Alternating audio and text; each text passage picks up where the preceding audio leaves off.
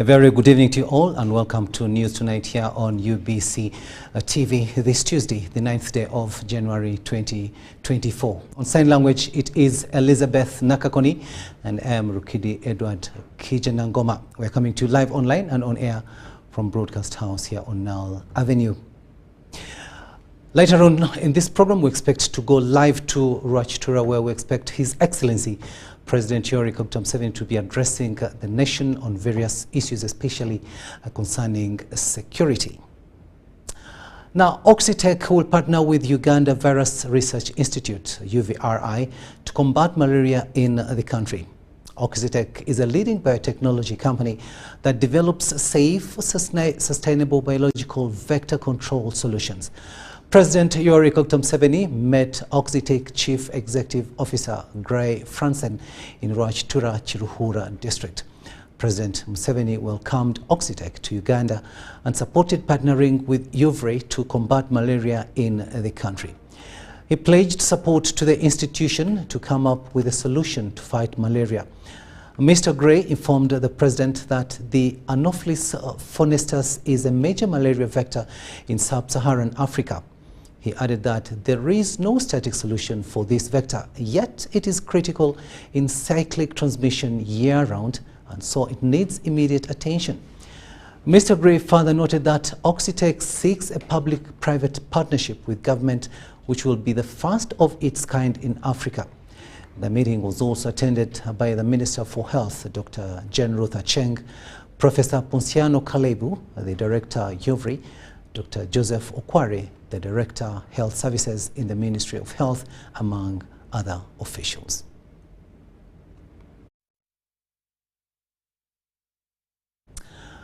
Now, the term of the Uganda Electoral Commission team, headed by the chairperson, Justice Simon Byabakama, has expired despite the electoral roadmap beginning in July 2024.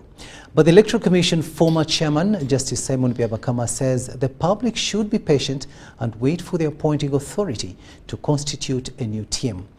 Meanwhile, at the Electoral Commission offices, 7th Street Industrial Area in Kampala, the Commission spokesperson, Paul Bukenya, told UBC the technical team is superintended by the Commission Secretary. Take a watch. The Uganda Electoral Commission has confirmed the continuity of the electoral roadmap for general elections of 2026, despite the expiry of the Commission term of office. There's no problem. One, you recall, if I may remind you, when we came in 2017, the former commission had expired in November 2016. For us, we came in January 2017. And the commission continued to run courtesy of the technical wing of the commission, who constitute the majority members of the staff of the commission. And secondly, the commission is established on well-built structures. So those structures, by all accounts, are robust, strong, and operational. Article 60 of the 1995 Constitution, as amended, indicates that after serving 7 years, the appointing authority is required to appoint new members to the Commission. We are on composing the Commission, and the Commission is full-time. So that matter of composing the Commission so that there is continuity of work is a matter that is the appointing authority and all the relevant structures are in the full know-how, so we expect them to address it according to the provisions of Article 60. To ensure a smooth transition and uninterrupted project implementation, the appointing authority must exercise their constitutional mandate to address the leadership vacuum. The Commission Secretary, Lina Dimulekwa, currently leads the technical team responsible for the full and unchallenged implementation of projects. Being that is going on definitely, because the technical wing is fully composed. We are here, that's why we are here. But the leadership at the top, the policy making, is not in place. And like I've said, that matter is before now the appointing authorities. The Commission spokesperson Paul Bukenya says operations of all Commission offices nationwide will continue functioning. The technical team is led by the Secretary, the Accounting Officer of the Electoral Commission, and we have that structure in place and management. All our offices are open and functioning at the district level, city level, and even here, like you see. The outgoing Commission members include the Chairperson Justice Simon Mugenyi Byabakama, Hajat Aisha Lubega, the Deputy, and other members are Stephen Tashobia, Justin Ahewa Mugabi, Natharin Etemaru, Alhaji Sebagala Chigoze, and Emorut James Peter. The law provides renewal of contracts for those who have served only one term. Abdul Nasir Luwama for UBC. Now, security has started processing accreditation for those to access major installations during the NAM Summit in Kampala, which is supposed to start on the 15th and end on the 20th of January 2024. The commissioner in charge of community policing at Uganda Police, Anatoli Muleterwa, told UBC TV that some places and installations will have restricted access. The crackdown on criminal gangs and elements along major routes in Kampala Metropolitan by the police intend to safeguard the dignitaries and Ugandans that will be attending the NAM Summit. I therefore want to rate that our level of readiness is very high, and as a country and as police, we are all up to the task. But like every time we have always been carrying out our mandate, we are not carrying it in isolation, we carry it with your support. I want to rally all Ugandans, especially around Kampala, in the district of Wakiso, Mukono, and other places, because, you know, during the conference we have our visitors may have the curiosity to tour Uganda. I want to call upon all Ugandans to be ready for this and support. This kind of arrangement comes with opportunities. Kampala dwellers are advised to adhere to alternative routes and traffic diversions ahead of the NAM Summit. Not all roads are cut off, but those that are cut off, they are alternatives. Two, if you know Semunyunyu has been cut off, why do you desire to go there? You mean Entebbe Road is closed? Why don't you use that one to go to Kampala? Why don't you use that one to go to? What about Express? Is it also closed? So please stop having diversionary excuses on things that are support. Police, together with sister agencies, will take charge in policing the event and production of special accreditation for restricted areas. A number of security measures that have taken place. One, on the highways there where these people will be passing, where our guests will be passing, we have what we call integrated highway patrol. This is purely motorized. Two, we have foot patrols, which is segmented. It is in sectors and in segments. Three, we have rings which are manned differently. And under those rings, we have what we call access control. Four, that for anybody who must access those venues must be accredited. With over 120 delegates expected to attend the Non-Aligned Movement Summit, Uganda's chairmanship, like any other, is expected to take a smooth course with police at the center of security and details. Komagum Rogers for UBC News. Parliament will start scrutinizing the Auditor General's report for the last financial year, 2022-2023, which, among others, reveals that 6.72 billion is lost to payment of ghost employees. Following the last 2023 validation exercise of government employees, 1,818 ghost workers put a dent on the consolidated fund. Now this notwithstanding the parish development model where over 604 beneficiaries in various PDM circles had ineligible and non-existent projects.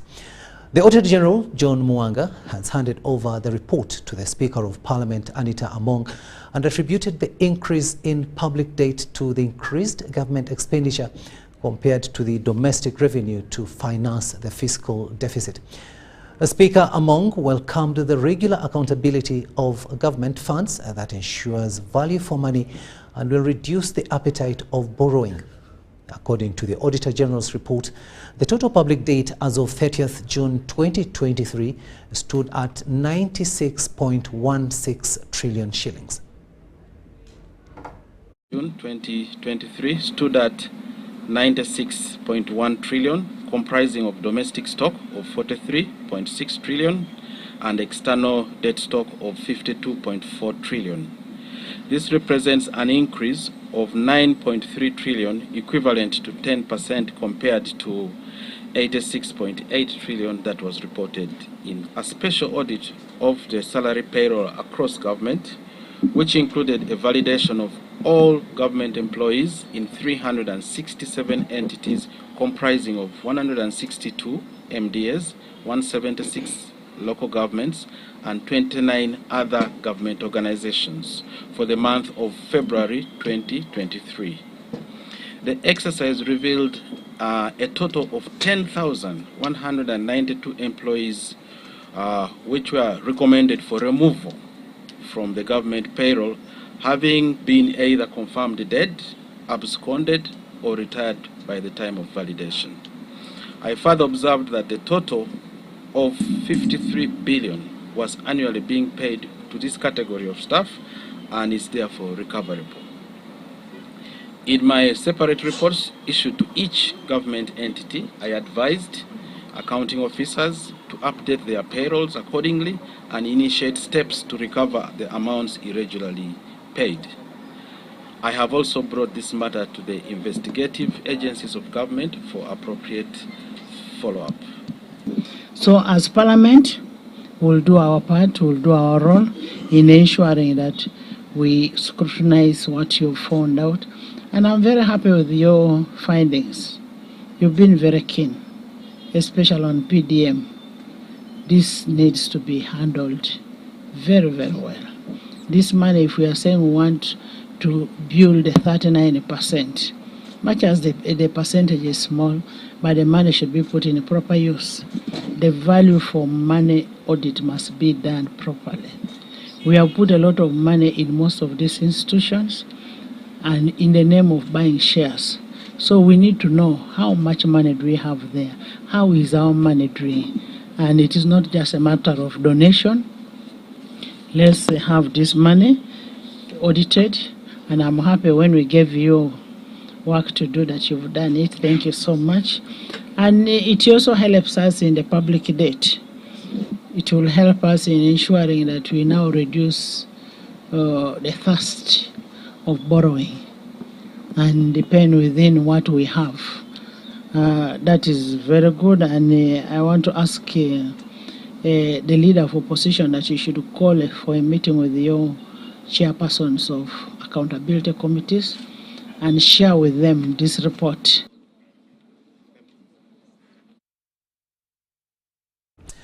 Ministry of Agriculture, Animal Industry and Fisheries is collaborating with the UN Women and other partners to hold a side event dubbed Source of the Nile Women in Agribusiness Expo and Investment Summit.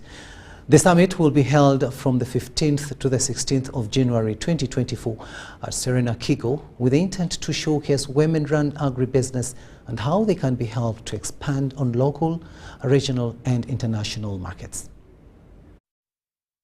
Uganda is gearing up to host the Non-Aligned Movement Summit from 15th to 20th January, and it is exciting that Ugandans are eyeing it as an opportunity to showcase the country's potential in different aspects. Ministry of Agriculture, Animal Industry and Fisheries is collaborating with UN Women and other partners to hold a side event dubbed Source of the Nile Women in Agribusiness Expo and Investment Summit that will run from 15th to 16th of this month. Statistics indicate that 6 out of every 10 women in Uganda are involved in agriculture, but 9 out of 10 are in agribusiness. Therefore, the side event aims at driving investments that can help more women to be involved in agro-processing. What we want to achieve, we also want to make sure that we help women to network. As you know, there will be quite a number of stakeholders who will come to attend the NAM plus G77 plus China Summit. So we want to network women to like-minded women, but also to investors. So we want to make sure we nurture women, economic empowerment for women we want to achieve. So we want also to make sure that we leverage resources from public and private stakeholders to unlock investments for women. And we already have some investors who are lining up. We are going to partner them with the women. Also, we want to assist women to pitch them to be able to pitch for business. According to the Minister of Agriculture, Animal Industry and Fisheries, investing in agro-processing will create more employment opportunities for youth and women. Women Investment Summit to address structural inequalities in the global trade and financial systems and to formulate policies and new structures that lead to a more equal outcome where women can fully develop and exploit their entrepreneurial capacity. In so doing, this will help the world emerge with a healthier pattern of growth, preventing Africa from continuing to be prone rather than a player in global agricultural trade. The Non-Aligned Movement is the largest international organization after the United Nations, currently comprising 120 member countries. Adiana Kute, UBC. The Democratic Party has announced that it will run directly for the 2026 presidential election. The announcement was made by the party president, also Constitutional Affairs Minister Norbert Mao, at a press conference at City House here in Kampala. Take a watch. DP President Norbert Mao says despite the relationship between the DP and the ruling NRM, it would not prevent them from competing because the agreement reached ends this month. He says there would be a meeting between the secretaries of the two parties tomorrow to discuss how they can coordinate the vote for other seats. So, this year we will continue preaching the gospel of national dialogue, national reconciliation, and constructive engagement. Mao also presented various plans to be followed by the party this year, including election of the party leadership at all levels and the DP leadership convention to be attended by only those specified in the law. Have any hand-picked delegates. So those are the people who will assemble, and the National Executive Committee will be steering these processes that I have talked about, because it is the bureau of the party. Now cut short of this bulletin and go live to Rwachtura, where President Yoweri Museveni is just about to address the nation on security issues.